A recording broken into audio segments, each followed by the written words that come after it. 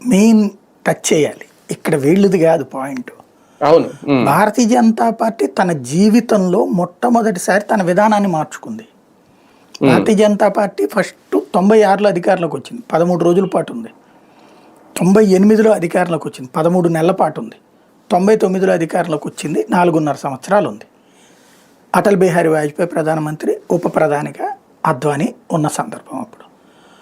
అప్పుడెప్పుడు ఇలాగ భాగస్వామ్య పక్షాల వాళ్ళకి గవర్నర్ పోస్టులు ఇవ్వలేదు.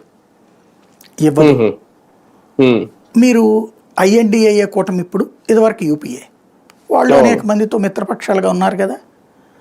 ఏ మిత్రపక్ష నాయకుడికి అట్లా గవర్నర్ పదవులు ఇవ్వలేదు కదా.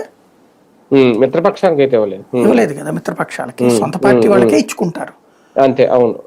బీజేపీ కూడా అంతే కదా. ఈవెన్ చంద్రబాబు గారు, మోడీ గారు వచ్చాక ఈ 11 ఏళ్లలో ప్రతిసారి ఓన్లీ బీజేపీ వాళ్ళకే ఇచ్చుకున్నారు గవర్నర్. ఎందుకని? గవర్నర్ పదవి రాజ్యాంగబద్ధ పదవి. రాజ్యాంగబద్ధ పదవిలో ఉన్నటువంటి వాళ్ళు ప్రభుత్వం చెప్పినట్టు నడుచుకునే వాళ్ళు అయి ఉండాలి, లేకపోతే రిస్క్ అవుతుంది. ఎందుకని? ఇప్పుడు కొన్ని రాష్ట్రాల్లో అక్కడ ముఖ్యమంత్రులతో ప్రాబ్లమ్స్ ఉంటాయి. అంటే ఐఎన్డిఏ భాగస్వామ్య పక్షాలు అనుకోండి, వాళ్ళతో ప్రాబ్లం ఉంటుంది. వీళ్ళకి గవర్నర్లు వాళ్ళు పట్టించుకోరు.